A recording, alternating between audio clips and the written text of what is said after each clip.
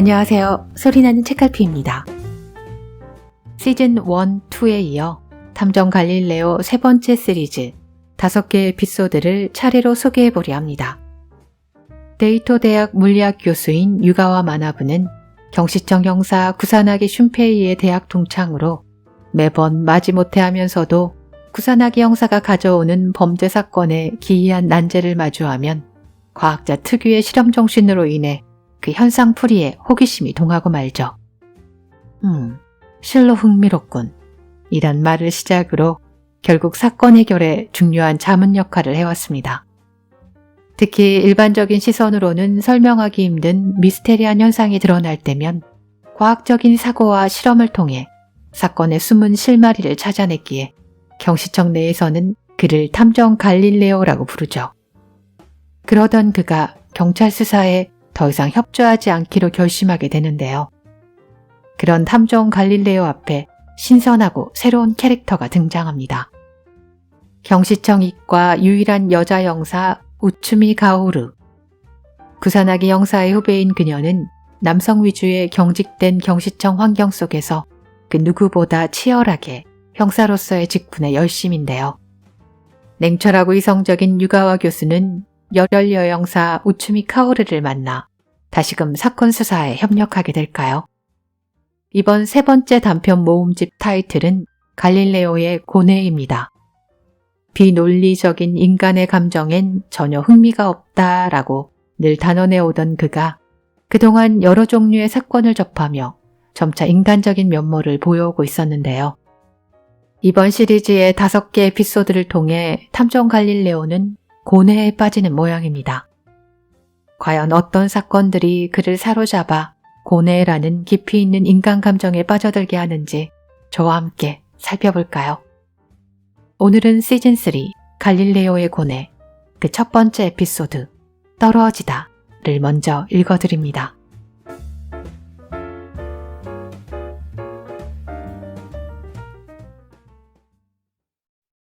첫 번째 사건 떨어지다 제1장 조금 전까지 흩뿌리던 비는 그친 것 같다. 오늘은 운이 좋네. 스쿠터에서 내리던 미스이 레이지는 뭔가 모르게 조금 득을 본 듯한 기분이었다. 비가 퍼붓는 가운데 배달을 나갔지만 가는 곳마다 지하에 주차장이 있는 아파트라 물 한 방울 젖지 않은 채 상쾌한 기분으로 일을 다닐 수 있었다. 아무리 상자에 들었다 해도 음식물을 들고 빗속을 다니는 게 썩 기분 좋은 일은 아니다. 비에 몸이 젖는 것도 불쾌하고. 스쿠터를 잠근 다음 피자 상자를 끌어안고 걸음을 옮기려는데 갑자기 눈앞에 커다란 우산이 불쑥 나타났다. 미스이는 우산과 살짝 부딪히는 바람에 그만 피자 상자를 놓칠 뻔했다. 우산을 든 남자는 아! 소리치며 놀라는 미스이를 무시하고 그냥 지나치려 했다. 짙은색 양복을 입은 것이 셀러리맨 같아 보였다. 비가 갠 줄도 모르고 우산을 쓴 채 걷고 있었던 모양이다. 그러니 앞을 못 볼 수밖에. 이봐요. 잠깐만요. 미스이는 남자를 부르며 쫓아가서는 가방을 맨 남자의 팔을 잡았다.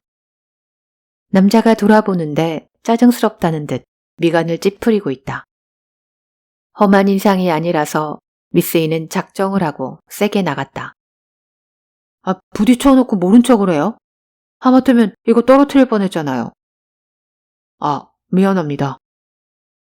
남자는 가볍게 사과하더니 고개를 돌리고 다시 걸어가려 했다. 미안하다고 하면 다야? 미스이가 혀를 차는 순간 그의 시야 끝자락에 묘한 것이 움직였다. 검은 그림자 같은 것이 엄청난 기세로 위에서 떨어졌다. 그 직후 퍽 하는 둔탁한 소리가 들렸다. 그쪽으로 눈길을 돌리니 아파트 옆 도로에 검은 덩어리가 널브러져 있었다. 우연히 그 곁을 지나던 여자가 그것을 보고 비명을 지르며 뒷걸음질 쳤다. 미스이는 멈칫거리며 그쪽으로 다가갔다. 비명을 지르던 여자는 전봇대 뒤에 숨듯이 서 있다. 검은 물체는 분명 사람이었다. 그러나 손이며 발이 말도 안 되는 방향으로 뒤틀려 있었다. 검은 머리카락에 가려 얼굴은 보이지 않았다. 안 보이는 게 다행이라는 생각이 들었다. 머리 부분에서 진득한 액체가 천천히 흘러내렸다. 여기저기서 비명과도 같은 소리가 들렸다. 버뜩 제정신을 차려보니 주변에 사람들이 모여 있었다. 두신자인가? 누군가가 말했다. 그제야 미스이는 사태가 이해됐다. 와, 세상에. 이거 정말이야? 대단한 걸 봤네. 속으로 중얼거리며 흥분했다. 이 사실을 동료들에게 이야기하면 얼마나 스릴 넘칠까. 가슴이 두근거렸다. 그러나 그는 그 이상 시체 쪽으로 다가가지는 않았다.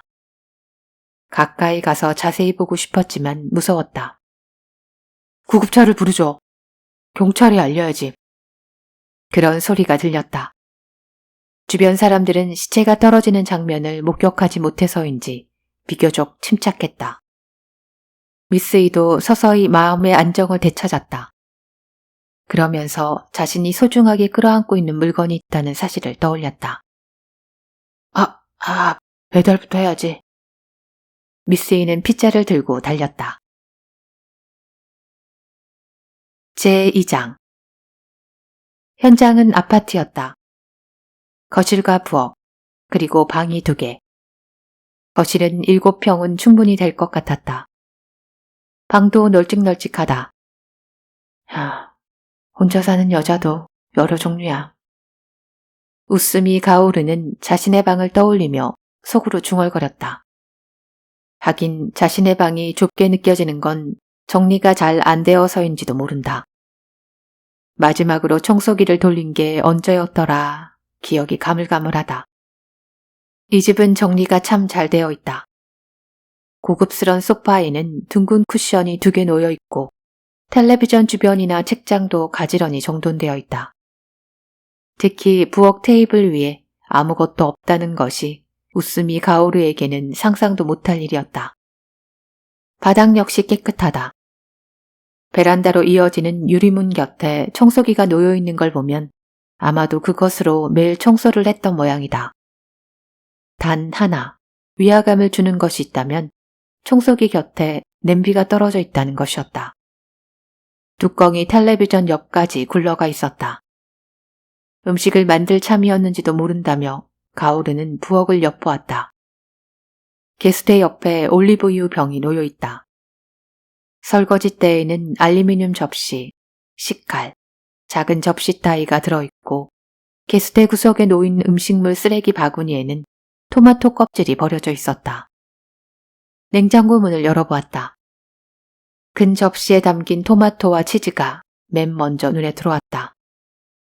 화이트 와인 한 병이 그 옆에 누워있다. 누군가랑 와인을 마시려고 했나?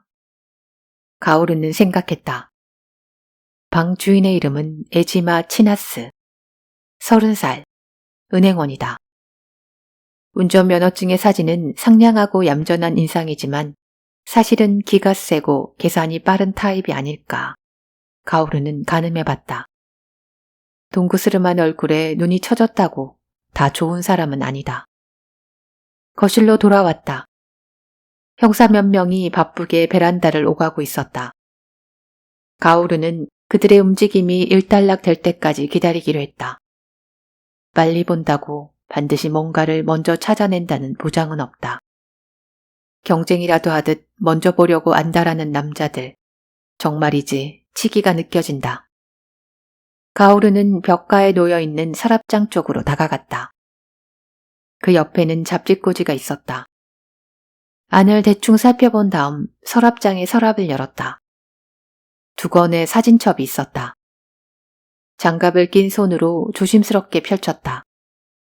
한 권은 동료의 결혼식에 참석했을 때 찍은 것인 듯했다. 다른 한 권에는 회식이나 직장의 행사에 참석했을 때 찍은 듯한 사진들이 들어있었다. 대부분은 여자들과 찍은 사진이고 남자와 찍은 사진은 단 한 장도 없었다. 사진첩을 제자리에 되돌려 놓으려는데 선배 형사인 구사나기 슌페이가 시큰둥한 표정으로 다가왔다. 어때요? 가오루가 구사나기 형사에게 물었다. 뭐라고 말하긴 힘들어.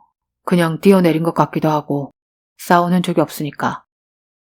그렇지만 현관문이 열려 있었는데요. 그건 나도 알아. 방에 혼자 있었으면 자물쇠를 잠갔을 거예요. 자살할 정도의 정신 상태니까 그냥 열어놓았을 수도 있을 것 같은데. 가오르는 선배 형사를 빤히 바라보며 고개를 가로저었다. 그 어떤 정신 상태라 해도 평소의 습관이란 건 변하지 않는다고 생각해요. 문을 열고 안으로 들어오면서 자물쇠를 건다. 그것도 일종의 습관 아닐까요? 모든 사람이 다 그러리라는 보장은 없지. 혼자 사는 여자치고 그런 습관이 없는 사람은 없을걸요? 가오루가 다소 강한 어투로 말하자 구사나기는 불쾌한 듯 입을 다물어 버렸다. 그러고는 전혀를 가다듬기라도 하듯 코 옆을 손가락으로 긁더니 다시 입을 열었다. 그럼 우수비 생각은 뭔데?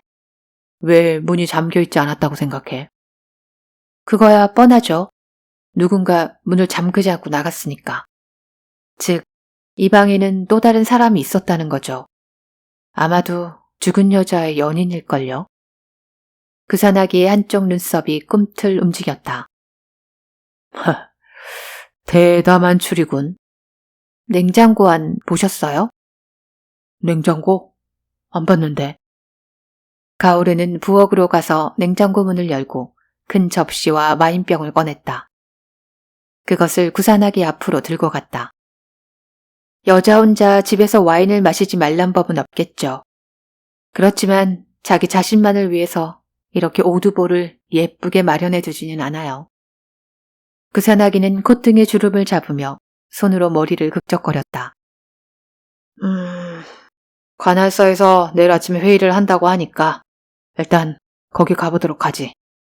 그때쯤이면 검시 결과가 나올 거야. 논쟁은 그 다음에 하자고. 그러면서 그는 눈앞에 날아가는 파리를 내쫓는 듯한 몸짓을 했다. 선배 형사의 뒤를 따라 방을 나서려 할 때였다. 현관 신발장 위에 상자 하나가 놓여 있는 걸 발견한 가오르는 신발을 신으려다가 말고 우뚝 멈춰섰다. 왜 그래? 구사나기가 물었다. 이게 뭘까요? 택배 같은데. 열어봐도 돼요? 상자는 테이프로 봉인된 채였다. 함부로 건드리지 마. 어차피 관할서에서 내용물을 확인할 테니까. 지금 바로 보고 싶은데요. 관할서에 양해를 구하면 되지 않을까요? 웃음이. 구사나기가 미간을 찌푸렸다. 튀는 행동 좀 하지 마. 안 그래도 튀어 보이는데. 제가 튀어 보여요? 아니, 그게 아니라 다들 자네를 주목하고 있다고. 그러니 조심하도록 해. 그건 또 뭔데? 속으로 그렇게 내뱉으면서도 가오르는 고개를 끄덕였다. 말도 안 되는 사고방식이나 관습 같은 것을 억지로 받아들여야 하는 게 어제 오늘의 일은 아니다. 다음 날 아침, 가오루가 관할서인 후카가와 경찰서에 들어서자 구사나기가 떨떠름한 표정으로 기다리고 있었다. 상관인 마미야 계장도 함께였다. 가오루를 보고 수고가 많아 라고 말하는 마미야의 얼굴 역시 굳어 있었다. 계장님, 웬일이세요? 여리로 불려왔어. 우리더러 담당하라는 거야. 담당을 하라니요? 타살로 추정할 만한 근거가 나왔거든. 피해자의 머리를 내리친 듯한 흉기가 방에서 발견됐어. 그래서 여기에 합동수사본부가 설치된 거야. 흉기요? 뭔데요 그게? 냄비 말이야. 손잡이가 긴 그놈. 아, 가오르는 거실 바닥에 떨어져 있던 냄비를 떠올렸다. 그걸로 머리를... 냄비 바닥에 밀양이지만 피해자의 혈흔이 남아있었어. 냄비로 쳐서 기절시킨 다음 베란다 아래로 밀어뜨린 거지. 정말 어처구니가 없는 놈이야. 이야기를 듣던 가오르는 구사나기 쪽을 슬쩍 쳐다보았다. 그는 가오르의 시선을 피하려는 듯 얼굴을 옆으로 돌리며 헛기침을 했다. 범인은 남자인가요? 가오르가 마미아에게 물었다. 그럴 거야. 여자가 할 수 있는 솜씨는 아니거든. 그럼 발견된 건 흉기뿐인가요? 지문을 지은 흔적이 있어. 냄비의 손잡이 부분, 테이블, 그리고 문 손잡이. 지문을 지웠다는 건 강도가 아니라는 말이잖아요? 강도라면 장갑을 꼈을 것이다. 면식범이라고 봐야겠지. 흉기도 현장에 있는 거 사용했고 말이야. 지갑이나 카드 따위에도 손대지 않았어. 유일하게 없어진 거라면 휴대폰 정도야. 휴대폰? 통화 내역을 들키면 안 된다고 생각했군요. 어리석은 생각이야. 구산하기가 입을 열었다. 통화 기록 같은 건 통신회사에 조회해보면 금방 할 수 있는 건데 말이야. 오히려 면식범이란 사실을 드러내는 거나 다름없지. 마미야 계장이 결론을 내리듯 말했다. 갑자기 정신이 획 돌아버렸을 거야.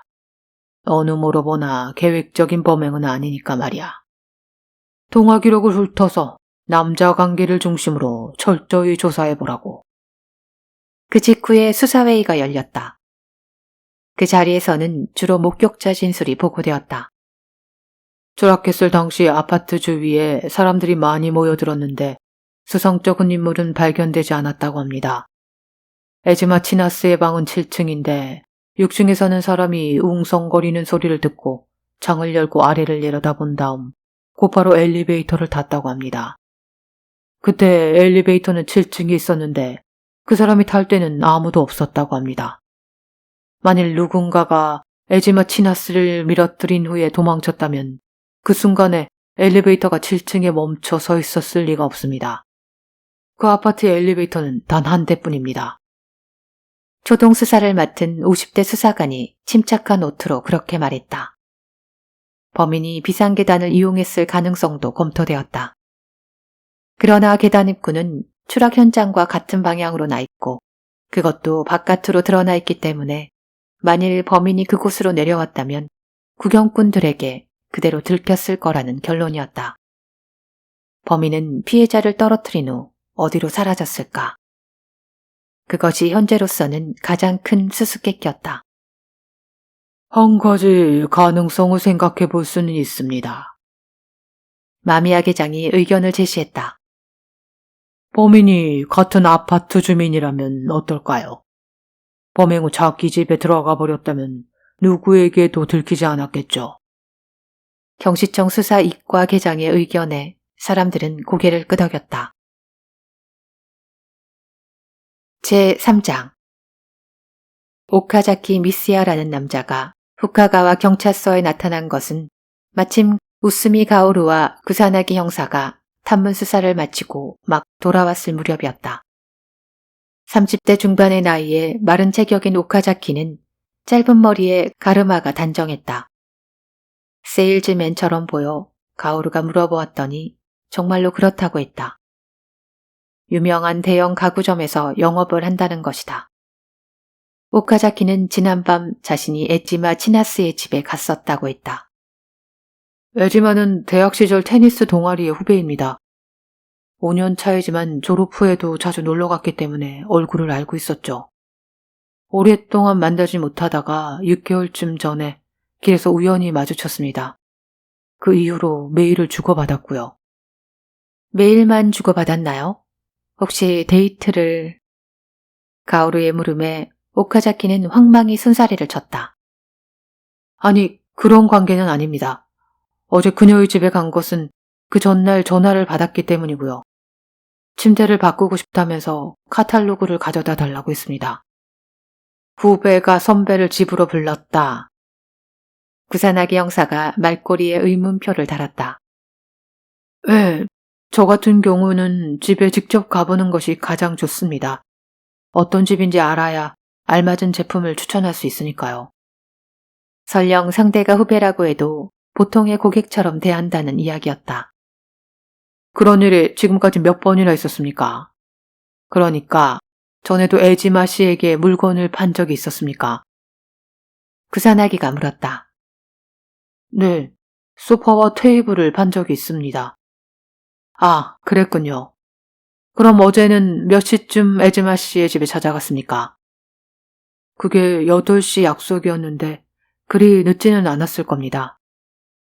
그때 에즈마 씨에게 이상한 점은 못 느꼈습니까?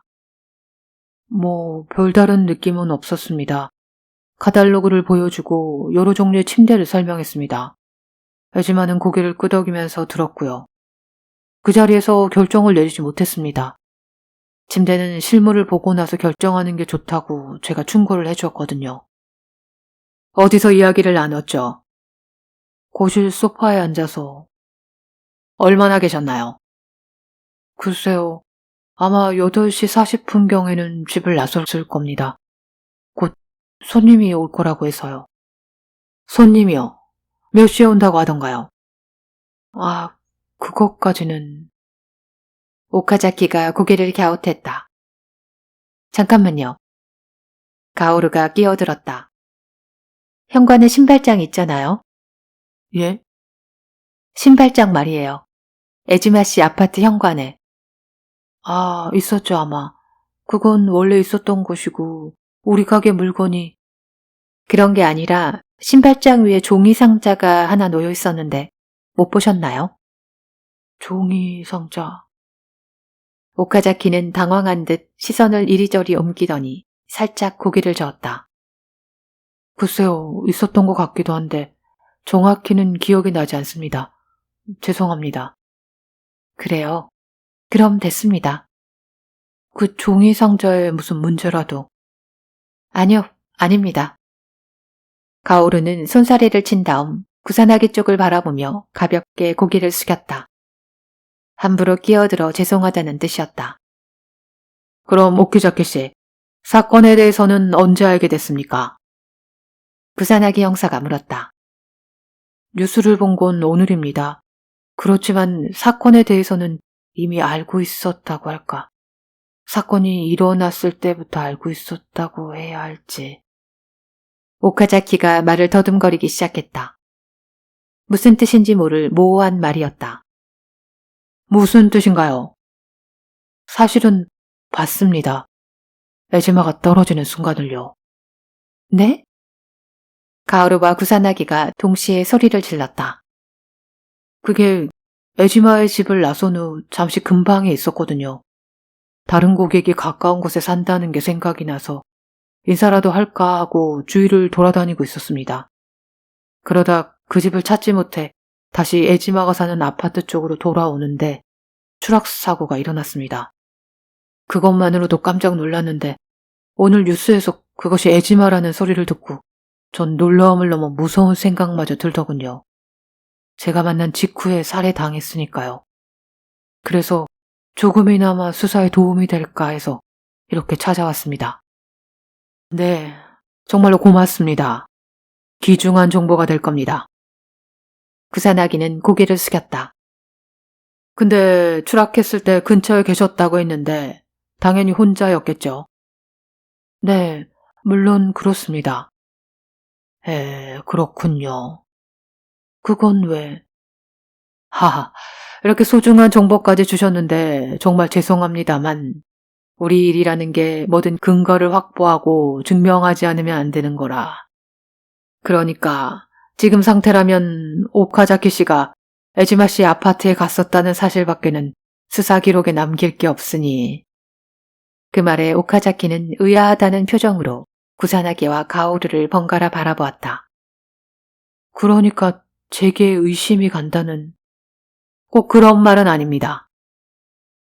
그 에지마가 추락했을 때 주변에 사람이 아무도 없었던 건 아닙니다. 제게 말을 건 사람이 있었습니다. 그게 누군데요? 피자집 배달원입니다. 아마도 도레미 피자였던 것 같은데. 오카자키의 말로는 배달 중인 점원이 자신을 불러세우고 무슨 불평 같은 걸 했다는 것이다. 에지마 치나스가 추락한 것은 바로 직후였다고 한다. 그 배달원 이름이라도 물어볼 걸 그랬네요. 오카자키는 억울하다는 듯 입술을 깨물었다. 그건 우리 쪽에서 확인할 수 있으니까 걱정하지 마십시오. 그렇다면 다행이지만... 오카자키는 안도의 미소를 흘렸다. 얼굴 사진이 들어있는 신분증 같은 게 있으십니까? 가능하다면 복사를 좀 하고 싶은데요. 물론 확인한 다음에는 그걸 없애버리도록 하겠습니다. 아, 네. 그렇다면 여기. 오카자키는 사원증을 꺼냈다. 거기에는 정면을 바라보며 입가에 옅은 미소를 머금은 그의 얼굴이 박혀 있었다. 제4장. 오카자키가 돌아간 후 두 사람은 마미야에게 보고를 하러 갔다. 요컨대 피해자는 가구점 영업사원이 돌아간 후 누군가와 만날 약속이 되어 있었다. 이 말이지. 마미야 계장이 팔짱을 끼며 말했다. 이것으로 오드볼의 수수께끼는 풀렸군. 구사나기가 가오루에게 소근거렸다. 상황으로 보건대 그 누군가란 피해자와 깊은 관계가 있는 남자라고 해야겠지. 그러더니 마미야 계장은 고개를 갸우뚱하며 허공에 세운 손가락을 앞뒤로 흔들었다. 그런데 말이지, 그 남자가 사건이 일어난 지 하루가 지나도록 나타나지 않는다는 게 이상하군. 그런 점에서 어떤 식으로든 사건과 연관되어 있다고 보아야 할 거야. 한 가지 마음에 걸리는 게 있는데요. 피해자는 과연 다음 손님과 몇 시에 만날 약속을 했을까요? 가오르가 두 선배 형사를 번갈아 바라보며 말했다. 가구점 영업사원이 돌아간 게 8시 40분경이었으니까 9시쯤이 아니었을까? 가오르는 그렇게 말하는 구사나기 얼굴을 다시 쳐다보았다. 그렇다면 범인이 그 집으로 들어선 이후 사건이 일어나기까지 10분 정도밖에 안 걸린 셈인데요. 10분이면 충분하지. 그건 그렇지만 흉기가 냄비인데 그게 뭐? 범행이 계획적인 것으로는 보이지 않는다고 하셨잖아요. 아, 하는 소리가 마미야 계장의 입에서 흘러나왔다. 맞아. 듣고 보니 그렇군. 뭐가요, 계장님? 가만히 있어봐, 구사나기. 루스미의 말을 마저 들어보자고. 계속해봐. 범행이 계획된 것이 아니라 충동적인 것이라면 그렇게 된 이유가 있을 겁니다. 집에 들어선 지 고작 10분 만에 충동적으로 사람을 죽일 만한 일이 과연 일어날 수 있을까요? 마미야는 빙글거리며 구사나기를 바라보았다. 허허, 어떤가 구사나기 형사. 여기 젊은 여형사의 지적이 꽤 날카로운 것 같은데. 범인이 그 집에 간 시간이 9시 이전이었을지도 모르죠. 8시 45분이라든가. 약속 시간치고는 어중간하지 않나요? 그거야 만나는 사람 마음이지. 그렇긴 하지만... 그러자 마미야 계장이 가오르의 얼굴을 뚫어져라 바라보더니 이렇게 말했다. 왜 웃음이? 할 말이 더 있는 것 같은데. 가오르는 고개를 숙이며 입술을 꼭 다물었다.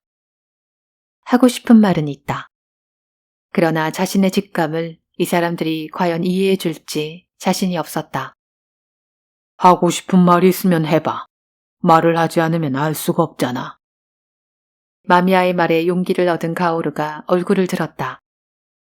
그러고는 숨을 크게 내쉬었다. 택배로 온 물건 말인데요. 택배? 에지마 치나스에게 온 택배가 현관 신발장 위에 놓여 있었어요. 어제 저녁에 받은 것이 아닌가 싶고요. 하이, 도대체 너 그 상자에 왜 그렇게 집착하는 거야? 구사나기가 물었다. 가구점 직원에게도 물었지. 그걸 그렇게 신경 쓰는 이유가 뭔데? 택배가 있었어. 난 처음 듣는 말인데. 마미야가 구사나기를 보며 말했다. 아, 인터넷 쇼핑으로 에지마 본인이 주문한 물건인 것 같습니다. 내용물은? 거기까지는 아직... 속옷이에요. 가오리의 말에 두 남자는 동시에 엇 하고 소리쳤다. 뭐야, 결국 열어봤어? 구사나기가 따지듯 물었다. 아니에요. 그렇지만 알 수 있습니다. 내용물은 아마도 속옷이나 그 비슷한 종류일 거예요. 보지도 않았는데 어떻게 알아? 마미야가 묻자 가오르는 괜한 말을 했다고 후회하며 잠시 주저했다. 그러나 곧 힘을 내어 입을 열었다. 그게 상자에 인쇄된 회사 이름을 봤어요. 유명한 속옷 메이커였습니다. 최근에 인터넷 판매로 매출을 크게 올리고 있는 회사죠. 그런 다음 다시 한번 망설이다가 덧붙였다. 여자라면 대개는 알고 있을 겁니다. 선배 형사와 상관은 당혹스러운 표정을 지었다. 그런 거였어? 속옷이었단 말이지. 그래서 뭐가 문제인데? 상황으로 볼 때 피해자는 택배를 받은 후 그 상자를 그냥 신발장 위에 두었다고 보아야 할 거예요. 그래서? 손님이 올 예정이었다면 절대로 그러진 않았을 거예요. 왜? 가오르는 저도 모르게 미간을 찌푸렸다. 왜냐하면 다시 말씀드리지만 그게 속옷이었기 때문이죠. 그런 걸 남에게 보이고 싶진 않거든요. 그렇기도 하겠지만 그거 새것 아닌가. 독이 상자 안에 들어있고 딱히 신경 쓸 이유는 없는 것 같은데 안 그런가? 마미야가 구사나기에게 동의를 구했다. 그럼요. 자네나 안에 뭐가 들어있는지 아는 거지. 보통은 잘 몰라. 더욱이 남자는. 가오르는 짜증이 치밀었지만 꾹 참고 설명을 계속했다. 하지만 남자라도 알지도 모른다고 생각하는 것이 보통 아닐까요?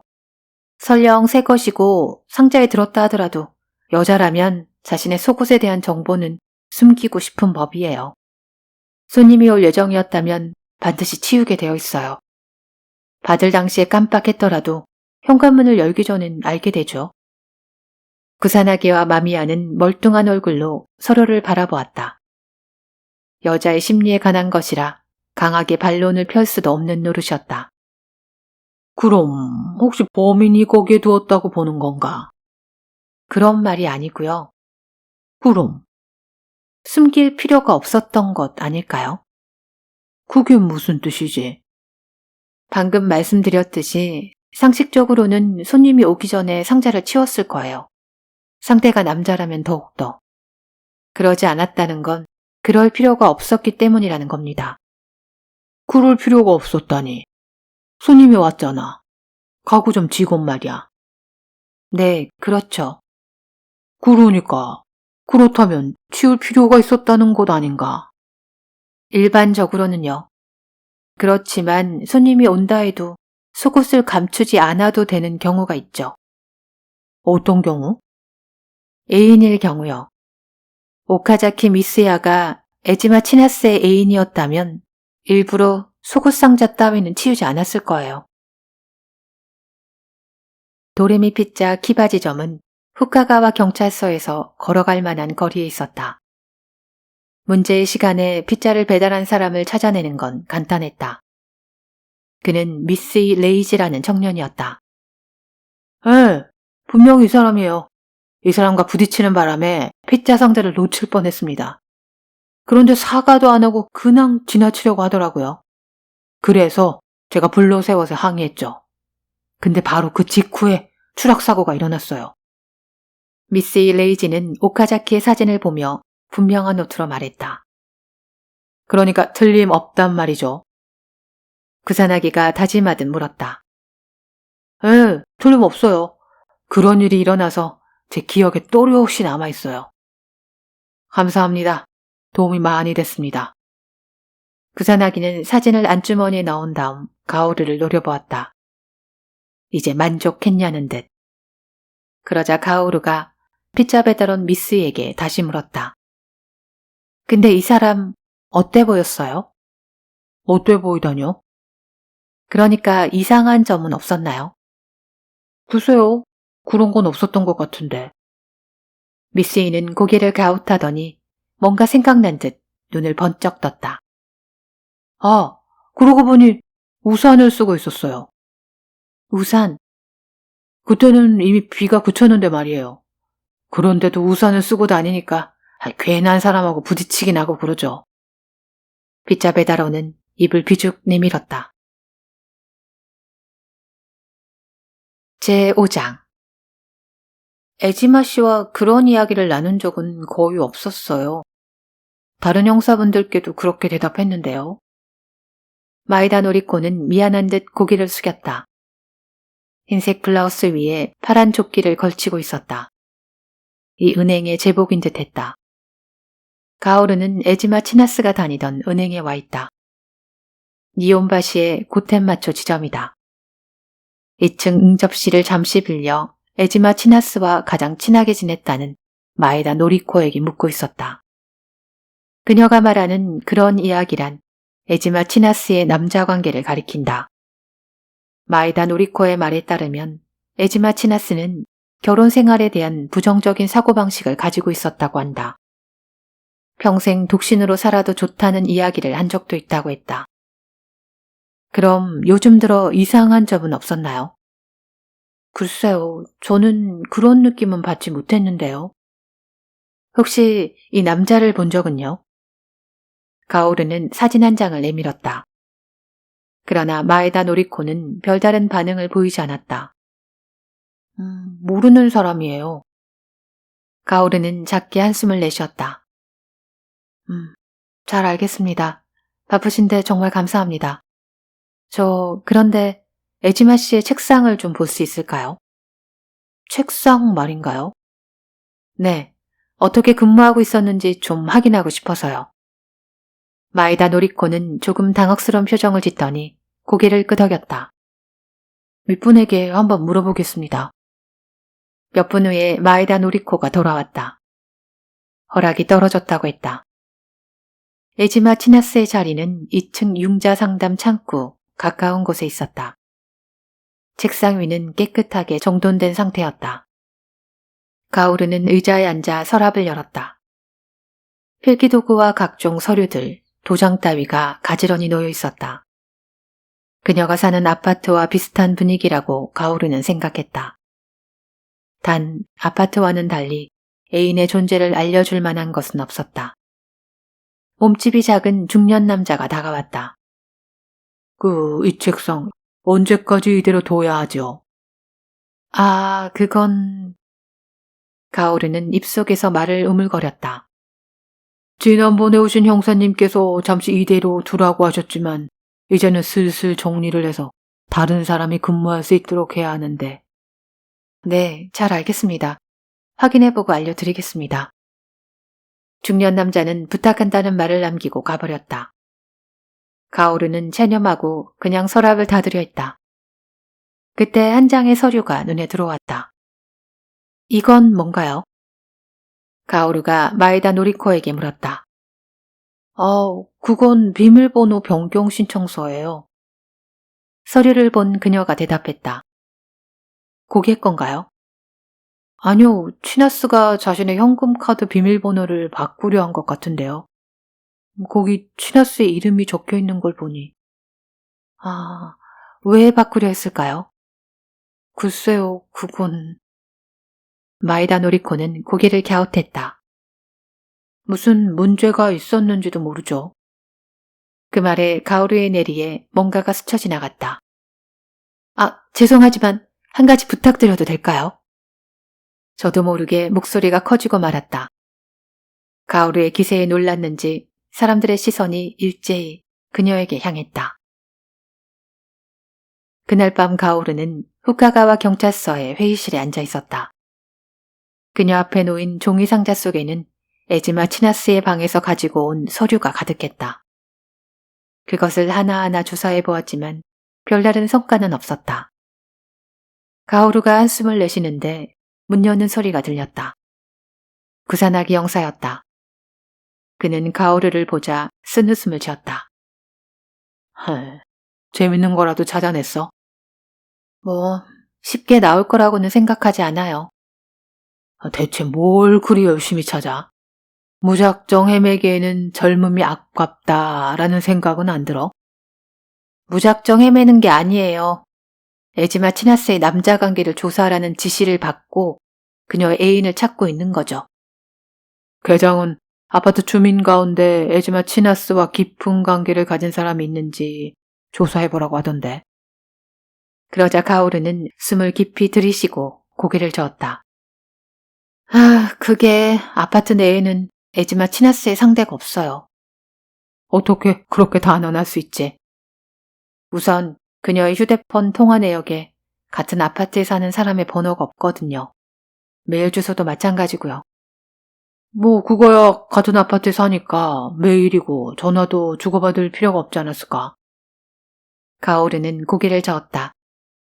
그렇진 않아요. 왜? 가까이 있으면 더 자주 전화를 하게 되는 법이죠. 여자란 그런 동물이거든요. 가오르의 단호한 말투에 기분이 상했는지 구산하기는 입을 꾹 다물어 버렸다. 여자란 원래 그런 거라는데 할 말이 없었다. 그리고 제가 조사한 바로는 이 아파트에 사는 남자는 모두 결혼한 기혼자거나 18세 미만이에요. 그게 어쨌다는 거야? 피해자의 결혼 상대가 될 수 없잖아요. 그러자 구산하기는 어깨를 으쓱하며 말했다. 남자 관계에 반드시 결혼이 전제되어야 한다는 법이라도 있어?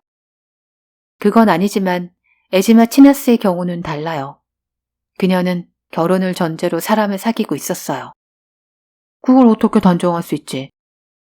서랍장 옆에 잡지꽂이가 있었던 거 기억하시죠? 그 속에 결혼 정보지가 들어있었어요. 그것도 지난달 발행된 잡지가요. 가오르의 말에 구산하기는 일단 입을 다물더니 혀로 입술을 쓱 닦았다. 단순히 결혼을 동경한 거 아닐까? 에지마 치나스는 30살이잖아. 초조해야 한다 해도 전혀 이상하지 않아. 단지 결혼을 동경한다는 생각으로 결혼 정보지를 돈 주고 사는 여자는 없어요. 과연 그럴까?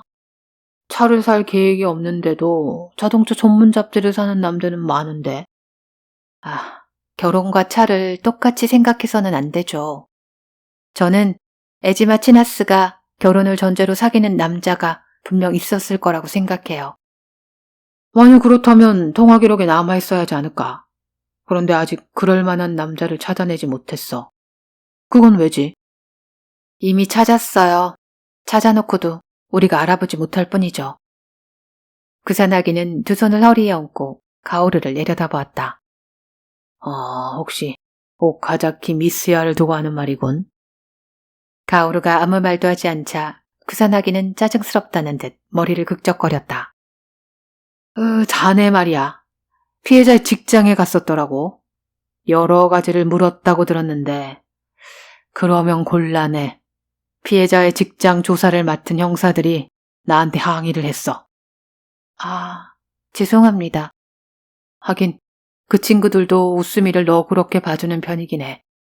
그렇지만 여자라고 해서 특별 취급받는 건 자네가 누구보다도 싫어하잖아.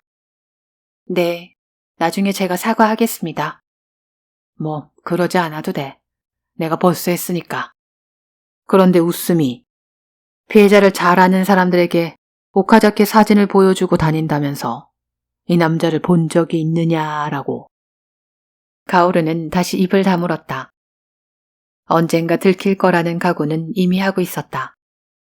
아직도 오카자키를 의심하는 거다. 네, 제가 보기에는 가장 유력한 용의자예요. 그 기발한 아이디어에 대해서는 이미 결론이 나온 거 아닌가? 그 사람이 진짜 범인이라면 스스로 나서서 조사를 받을 리가 없어. 과연 그럴까요? 저는 오카자키가 스스로 나선 것이 휴대폰 통화 내역을 조사하면 어차피 드러날 거라고 판단하고 선수를 친 거라고 생각되는데요. 그럴 거면 뭐하러 에즈마의 휴대폰을 가지고 가? 그거야 시간을 벌기 위해서죠. 스스로 나서기 전까지 오카자키는 어떻게 말해야 할지 열심히 생각했을 거예요. 오카자키는 에지마 치나스가 떨어지는 걸 봤다고 했어. 증인도 있고. 피자집 점원하고 짜고 쳤다 뭐 이건가? 그렇지는 않을 겁니다. 그럼 어떻게 아래쪽에 있는 사람이 7층에 있는 사람을 떨어뜨릴 수 있다는 거지? 물론 살해할 때는 그 방에 있었겠죠.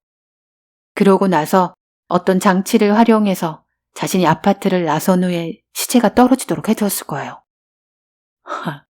멀리 떨어진 곳에서 원격 조작으로 시체를 떨어뜨렸다 뭐 이 말인가? 네, 타이머 같은 걸 활용해서. 그러자 구산하기는 회의실 천장을 올려다보며 두 손 들었다는 제스처를 취했다. 하이, 사건 직후에 에지마 치나스의 방에 경찰관이 들어갔어. 그런 장치가 있었다면 당연히 발견했겠지. 발견이 되지 않을 만한 장치라면요? 어떤 장치? 그건 저도 모르죠. 하지만 이상한 게 있어요. 피자 배달원 얘기가 오카자키는 비가 개었는데도 우산을 쓰고 있었다고 했어요. 오카자키 자신은 그때까지 주변을 돌아다니고 있었다고 말했고요. 그게 사실이라면 비가 그쳤다는 걸 벌써 알아차렸어야 되는 거 아닌가요? 구사나기는 천천히 고개를 저었다. 지나친 상상력이야. 여러 가지로 납득할 수 없는 점이 있긴 하지만 그것밖에 답이 없을 때는 그냥 받아들여. 오카자키는 관계없어. 그렇게 말하고 구사나기는 돌아섰다. 선배님. 가오르는 선배 형사 앞쪽으로 돌아가 그를 가로막고 섰다. 부탁이 있어요. 뭔데?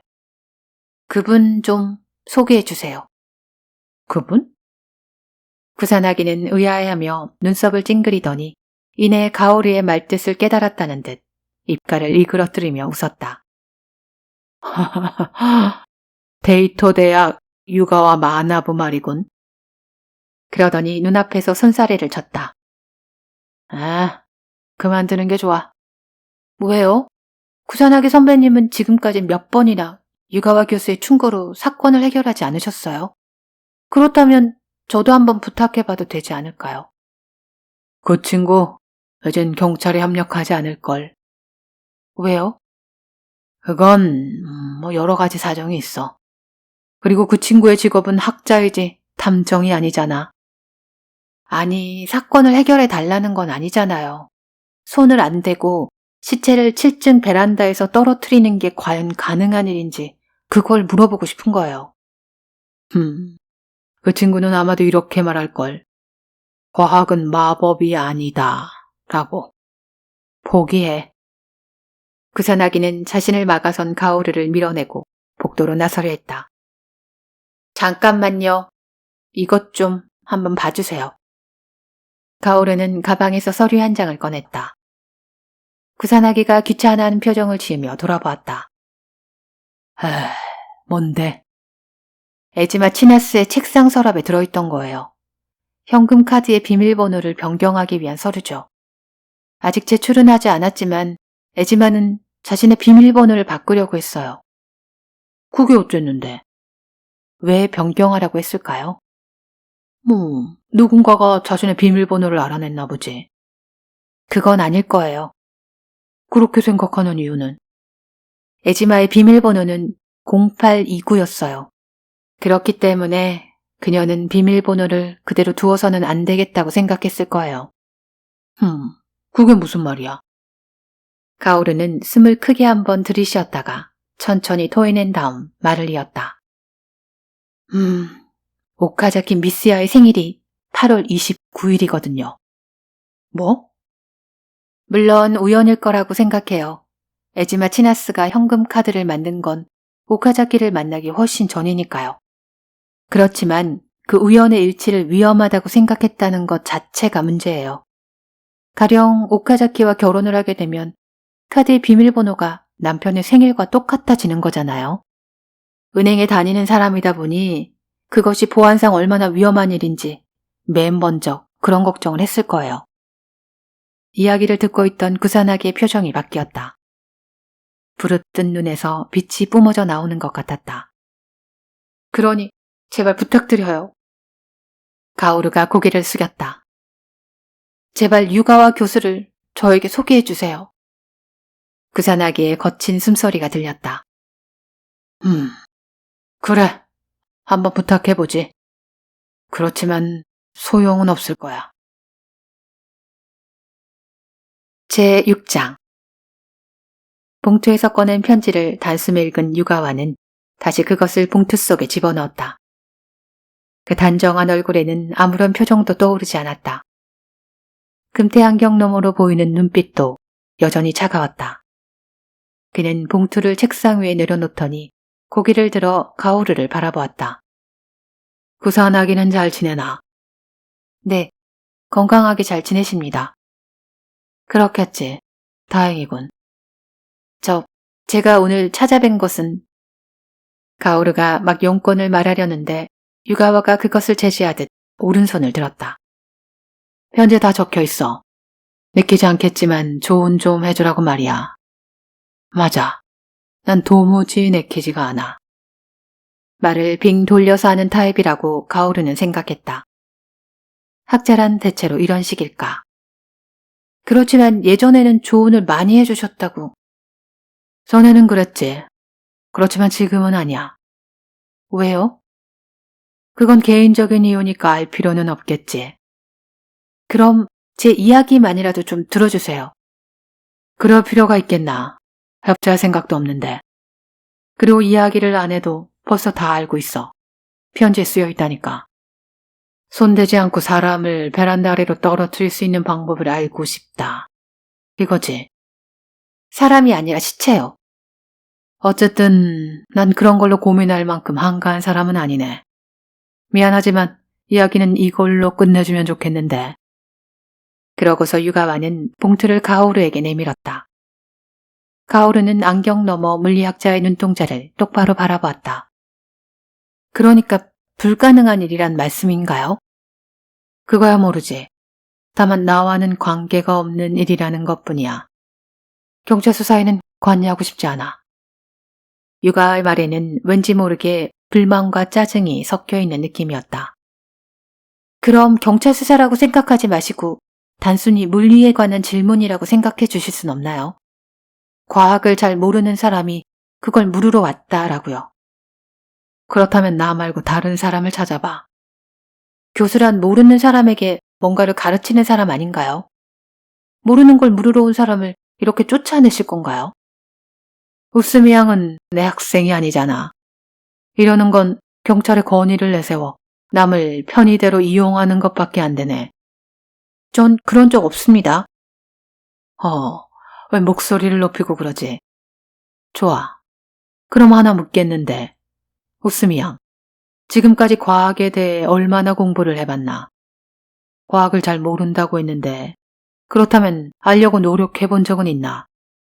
무작정 포기해버리고 과학에서 눈을 돌리지 않았나? 하긴 그것도 나쁘진 않지. 평생 과학과 무관하게 살다가 필요하면 과학자에게 경찰 신분증을 내밀며 수수께끼를 풀어달라 하고 명령하면 될 테니까. 제가 언제 명령을... 어쨌든 자네의 기대에는 부응하지 못했군.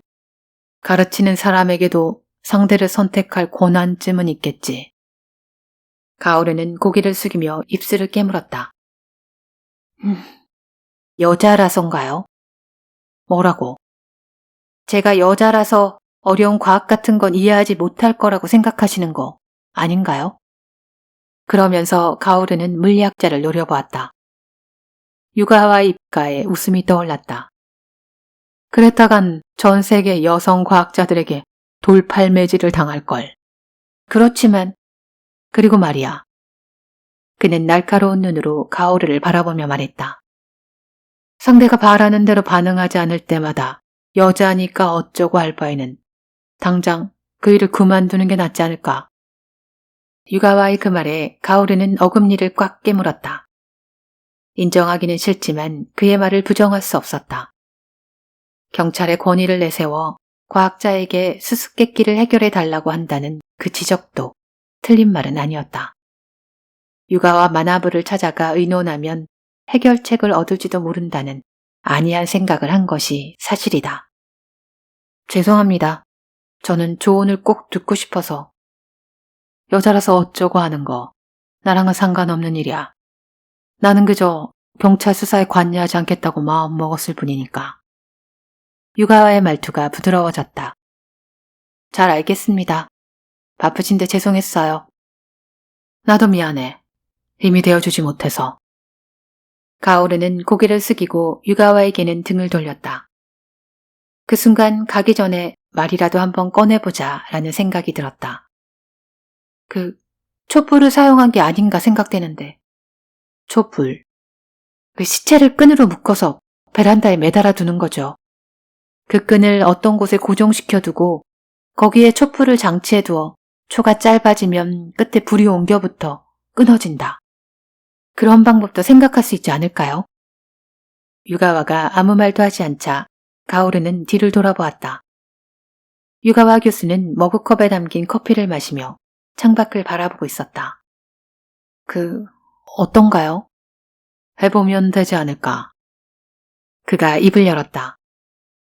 아이디어가 있으면 직접 실험해보면 돼. 그 편이 나 같은 사람한테 의논하는 것보다 훨씬 더 의미가 있는 일일 텐데. 실험해볼 가치가 있을까요? 세상에 가치가 없는 실험은 없어.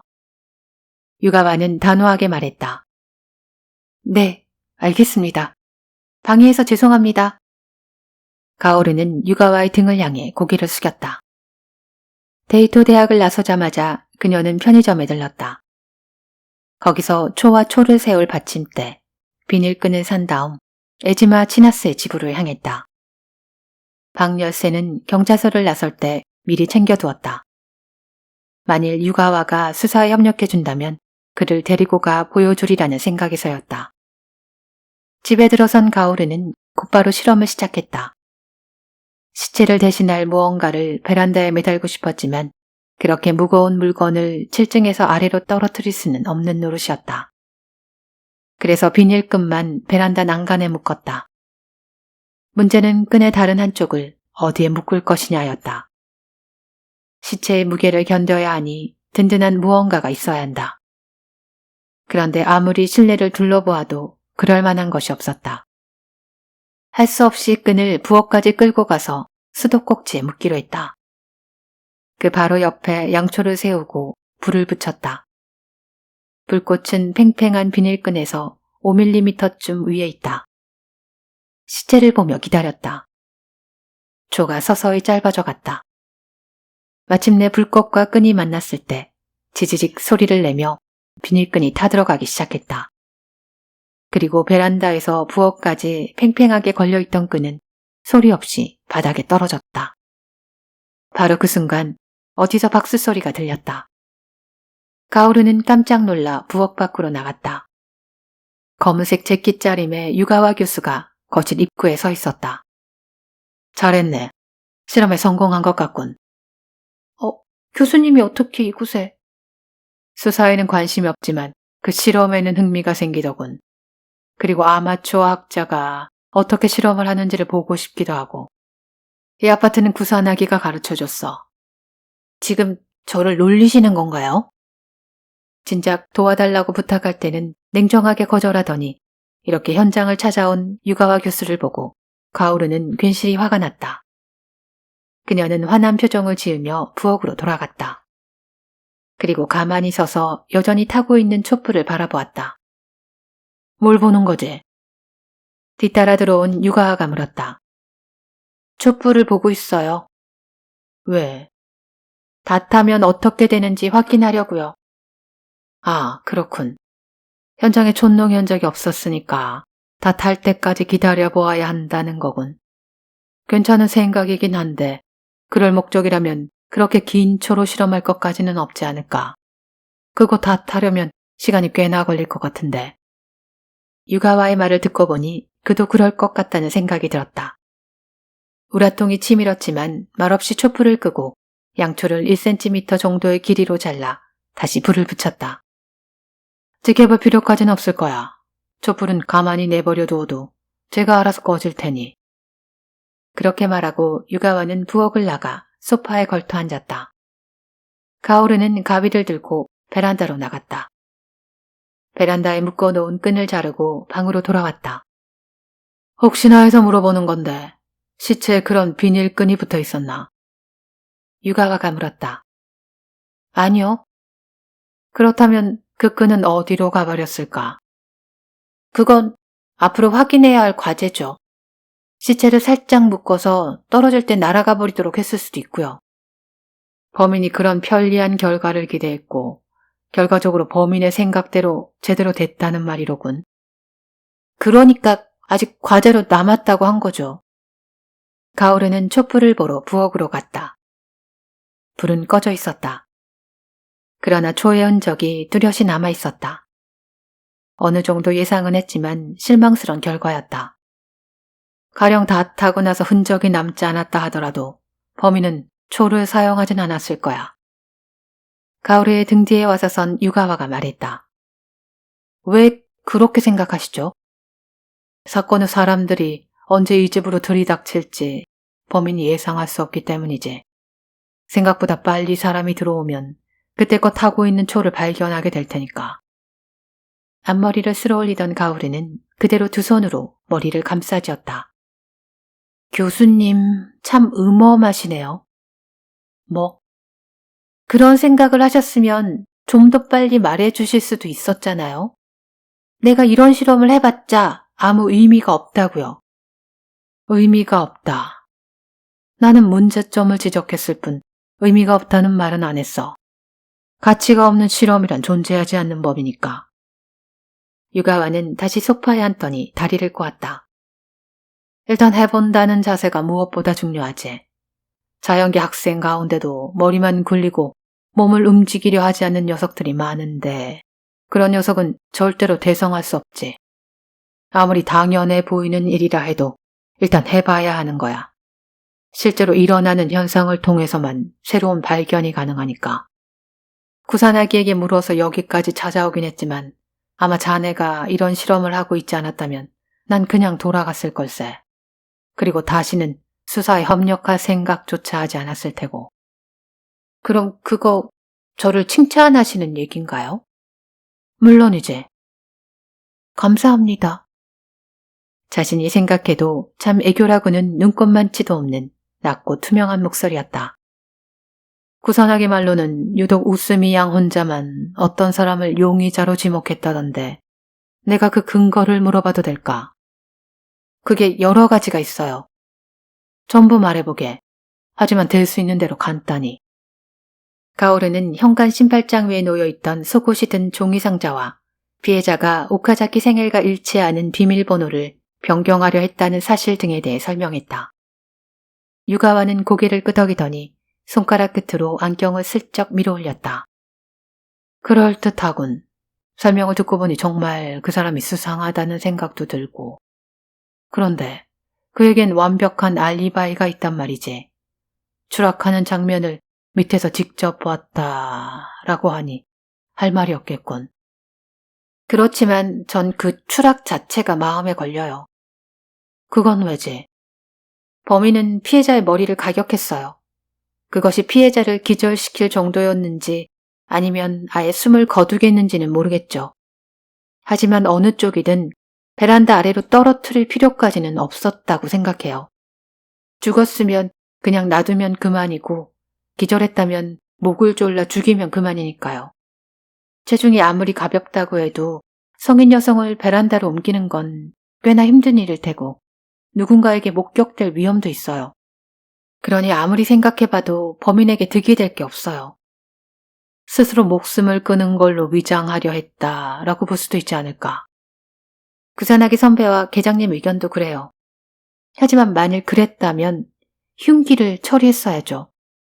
다른 형사들은 당황해서 그랬을 거라고 하지만 범인은 지문을 지울 정도로 냉철한 면이 있었어요. 그러니 맞지 않는 이야기예요. 하지만 피해자가 추락한 것만은 사실 아닌가. 그렇죠. 그러니까 범인에게는 자살로 위장하는 것 이외에 또 다른 이유가 있었다는 거예요. 그게 바로 알리바이 공작이라는 말이고. 네, 그래요. 엉뚱한 생각일까요? 유가와는 말없이 소파에서 일어나 거실을 어슬렁거리기 시작했다. 다른 장소에 있으면서 시체를 베란다에서 떨어뜨린다. 그것 자체는 그다지 어려운 과제가 아니야. 문제는 아까부터 몇 번이나 말했듯이 어떻게 흔적을 지울 것이냐, 바로 그거지. 무슨 도구 같은 걸 이용했다면 반드시 흔적이 남게 돼 있어. 그렇지만 아무것도 없었어요. 그거야 그렇게 보일 뿐이지. 흔적을 흔적이라고 여기지 않고 있었을 뿐일지도. 이 방에 존재하는 모든 것에 눈을 돌리고 트릭을 성립시킬 수 있는 조건을 깨뜨려 봐야 해. 네, 그렇긴 한데. 가오르는 실내를 다시 둘러보았다. 그녀의 눈에는 원격 조작을 위한 기계도 타이머 같은 것도 보이지 않았다. 웃음이 양의 추리는 기본적으로 오라. 시체를 매달려면 끈이 필요하지. 시체가 떨어진 다음에 모습을 감출 수 있는 끈이라면 문제는 해결되겠지. 모습을 감추는 끈이요? 그 끈을 끊어버리려면 어떻게 하면 될까? 흔적을 남기지 않으려면 무엇을 어떻게 사용해야 할까?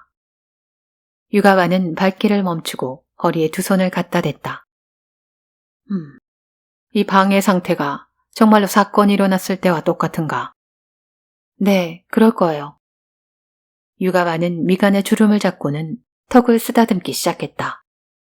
정말 정돈이 잘 된 방이군. 바닥에 거의 아무것도 없고. 네, 저도 그 점을 감탄했어요. 흉기 이외에는 흐트러진 것이 없었으니까요. 흉기. 유가와가 바닥을 둘러보았다. 그건 어디 있지? 감식하려고 가져갔어요. 그 흉기가 뭐였나? 스테인리스 냄비예요. 냄비. 긴 손잡이가 달린 냄비였어요. 묵직한 거라 한 방 맞으면 죽지는 않더라도 기절은 할 거예요. 냄비란 말이지. 그게 어디에 떨어져 있었지? 이 부근이요. 가오르는 유리문 부근을 손가락으로 가리켰다. 그리고 뚜껑이 이 정도 거리에 떨어져 있었고요. 가오르가 벽 쪽을 가리켰다. 아, 뚜껑이 있었다. 네. 냄비에 뚜껑이라. 유가와는 베란다를 향해 똑바로 섰다. 그는 그런 자세로 잠시 움직이지 않았다. 이윽고 그의 시선이 옆에 놓인 청소기로 향했다. 갑자기 그의 입가에 미소가 떠올랐다. 웃으며 몇 번이나 고개를 끄덕였다. 교수님. 자네한테 부탁할 게 있는데 쇼핑을 좀 할 수 있겠지? 제가 뭘 사야 하는데요? 모를 것도 없지. 유가와는 빙긋 웃으며 말했다. 냄비 말이야. 범행에 사용한 것과 똑같은 놈으로 사다 주겠나? 제7장. 이 냄비에 물을 조금 넣고 가스불을 올립니다. 모니터에는 유가와의 모습이 비치고 있었다. 장소는 아파트 부엌. 에지마 치나스의 집과 같은 크기지만 인테리어는 달랐다. 같은 아파트 2층에 있는 집을 사용했기 때문이다. 물이 끓고 이렇게 수증기가 피어오르기 시작하면 뚜껑을 덮습니다. 그런 다음 갑자기 식히죠. 유가와는 게스트에 미리 준비해둔 커다란 양푼에 뜨거운 냄비를 담갔다. 양푼 속에는 물이 가득 담겨 있었다. 그런 다음 그는 사방 2cm 정도의 얼음을 손에 들었다. 이 얼음으로 뚜껑의 증기 구멍을 막습니다. 얼음이 조금 녹으면 증기 구멍에 착 달라붙게 되죠. 이렇게 되면 뚜껑이 냄비에 달라붙어 절대로 떨어지지 않습니다. 유가와는 뚜껑을 들어 올렸다. 그의 말대로 뚜껑이 냄비에서 떨어지지 않았다. 이것은 냄비가 식으면서 그 속의 수증기가 다시 물로 변했기 때문입니다. 내부의 압력이 낮아서 대기압에 눌려 떨어지지 않는 거죠. 주부라면 그릇이 바닥에 달라붙어 떨어지지 않는 경험은 한두 번 해봤을 겁니다. 이것과 똑같은 원리라고 할 수 있죠. 유가와는 냄비를 들고 거실로 이동한 다음 그것을 바닥에 내려놓았다. 그 곁에는 길쭉한 형태의 모래주머니와 청소기가 놓여 있었다. 이 모래주머니의 무게는 약 40kg입니다. 에지마 치나스 씨와 거의 같은 무게죠. 에지마 씨는 사망 당시 운동복 차림이었으므로 모래주머니에도 같은 천으로 된 커버를 씌웠습니다. 운동복에는 목과 팔이 들어가는 부분이 있으니까 이 커버에도 두 군데 구멍을 뚫어두었습니다. 이 두 군데 구멍에 청소기의 코드를 통과시킬 겁니다. 우선 청소기의 코드를 끝까지 뽑아내는 게 중요합니다. 그는 청소기에서 코드를 끝까지 잡아당겼다. 그런 다음 그것을 모래주머니 커버의 양쪽 구멍 속으로 통과시켰다. 이 다음이 조금 어렵겠지만 한번 해보겠습니다. 우선 모래주머니를 베란다까지 들고 가도록 하죠. 베란다에 모래주머니를 옮기고 난 유가와는 청소기를 베란다와 거실 사이의 유리문 바로 앞까지 이동시켰다. 베란다에 모래주머니를 옮기고 난 유가와는 청소기를 베란다와 거실 사이의 유리문 바로 앞까지 이동시켰다. 그러고는 유리문을 5cm 정도만 남기고 닫았다. 이렇게 하면 코드를 끌어당겨도 청소기는 유리문에 걸려 나오지 않죠. 이것으로 코드 한쪽을 고정합니다. 그럼 코드의 또 다른 쪽이 문제인데 그 전에 시체를 먼저 매달도록 하죠. 유가와는 유리문의 반대쪽 끝을 열고 다시 베란다로 갔다. 그는 모래주머니를 들어올리더니 이불을 널듯 난간에 걸쳤다. 그리고 코드의 플러그 쪽을 손에 쥐고 천천히 모래주머니를 바깥을 향해 밀었다. 모래주머니는 바깥으로 미끄러지려 했지만 유가와가 코드를 잡아당기자 아슬아슬하게 균형을 잡고 있었다. 카메라가 청소기를 비춘다. 코드가 끌어당기고 있지만 청소기는 유리문에 걸려 빠져나오지 않는다. 유가와가 코드를 잡은 채 거실로 돌아온다. 여기서 아까의 그 냄비가 등장합니다. 그는 여전히 한 손으로 코드를 쥔 채 나머지 손으로 냄비를 끌어당겼다. 그리고 그 뚜껑의 둥근 손잡이에 코드를 두르더니 플러그를 코드 사이로 밀어넣었다. 그런 다음 유리문의 다른 쪽 끝도 몇 센티미터만 남기고 닫았다. 코드가 감긴 냄비는 청소기와 마찬가지로 유리문에 걸린 꼴이 되었다. 그걸 확인한 다음 유가와는 천천히 손을 놓았다. 이것으로 장치가 완성되었습니다. 어떻게 되는지를 보도록 하죠. 우선 냄비 뚜껑의 증기구멍에 달라붙은 얼음의 변화를 살펴보죠. 당연히 얼음은 녹을 겁니다.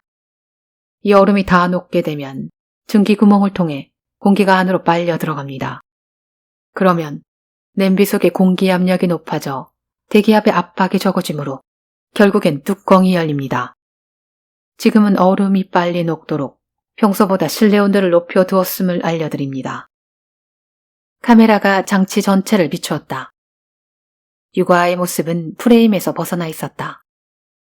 순간 쾅 하는 소리와 함께 냄비 뚜껑이 날아올랐다. 그와 동시에 뚜껑 손잡이에 감아둔 코드가 풀려 뱀처럼 몸을 뒤틀며 튀어올랐다. 다음 순간 모래주머니는 베란다 난간에서 사라져버렸다.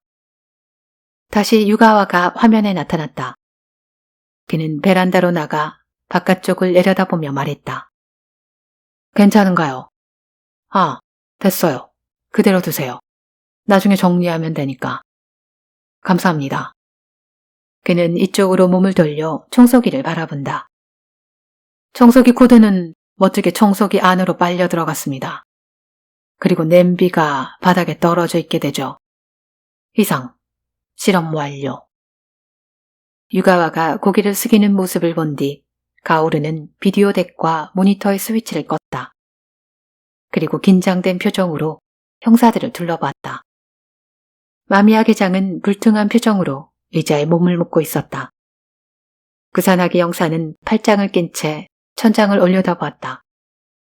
다른 선배 형사들도 어이가 없다는 듯 입을 쩍 벌리고 있었다.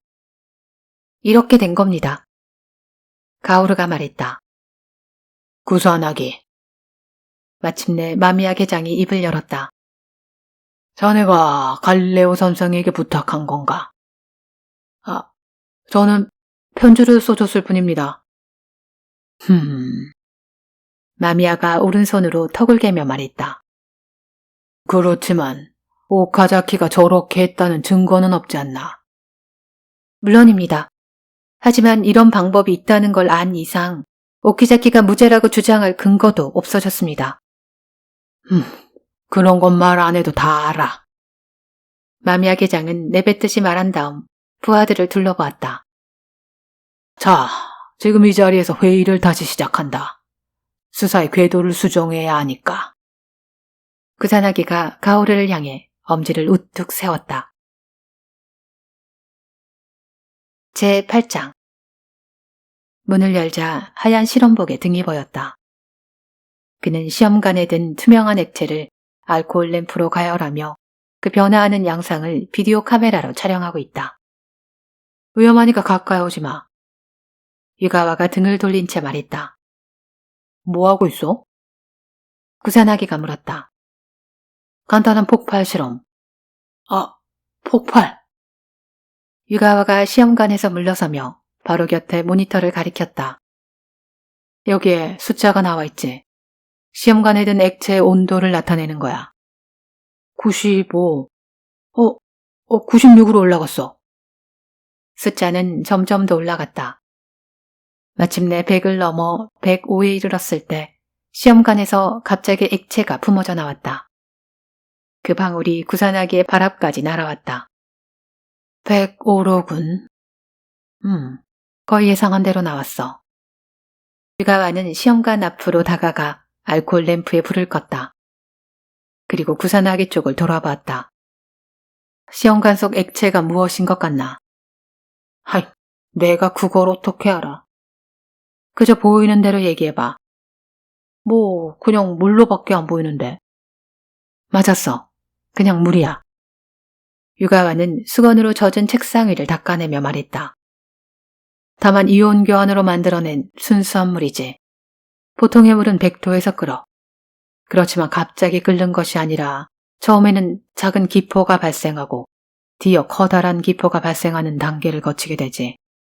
그런데 조건이 갖추어지면 그런 단계를 밟지 않고 곧장 끓어오른 경우도 있지. 그럴 경우 물의 비등점인 100도를 넘어서면 갑자기 폭발해버리고, 물은 100도가 되면 그저 수증기가 된다는 상식을 너무 믿다가는 이런 식으로 화상을 입고 마는 거지. 구산하기는 스느슴을 지으며 방 안을 둘러보았다. 자네 그런 강의를 듣는 것도 꽤 오랜만이네. 이 연구실도 그렇고. 그렇게 말하고 구산하기는 종이봉투에서 길쭉한 상자를 꺼내 책상 위에 올려놓았다. 뭐야 그건? 와인이야. 점원이 권하는 대로 하나 사왔지. 자네가 선물을 다 들고 오고 정말 놀랄 일이로군. 감사의 인사야. 내 후배를 잘 돌봐줬으니까. 별로 한 것도 없네. 간단한 물리 실험을 했을 뿐이야. 그래도 덕분에 사건을 해결했으니 감사의 인사는 해야지. 단, 한 가지 애석한 소식이 있지. 그걸 내가 한번 맞춰볼까? 유가와가 가운을 벗고 의자에 앉으며 등을 기댔다. 그녀의 수수께끼 풀이가 다 틀렸다는 거겠지. 구산하기는 친구의 얼굴을 빤히 바라보았다. 뭐야? 자네 알고 있었던 거야? 사건의 진상이 그거라고는 애당초 생각하지도 않았네. 단지 그 집안의 물건으로 실체를 떨어뜨리는 시한장치를 만들 수 있느냐 없느냐 하는 그 문제에 도전했을 뿐이지. 자네는 방금 애석한 소식이라고 했지만 애당초 나에게는 애석할 일이 없었던 것이지. 그저 아무래도 좋은 일일 뿐이지. 굳이 따진다면 그 여형사가 어떻게 생각했는지는 모르겠지만 그 친구야 아주 섭섭해하고 있지. 그렇다면 사건의 진상은 어떻게 된 건가? 자살이었어. 역시 그럴 거라고 생각했지. 유가와가 고개를 끄덕였다. 유가 자네는 그걸 어떻게? 유가와는 여전히 지저분해 보이는 머그컵을 내밀었다. 구산하기는 쓴웃음을 지으며 커피를 한 모금 마시고는 말했다. 오카자키가 에즈마 치나스의 연인이었다는 증거를 찾는데 꽤나 고생을 했어. 결정적인 증거는 에즈마 치나스가 가지고 있던 한 장의 카드였지. 조사해보니 지바에 있는 러브 호텔의 멤버십 카드더군.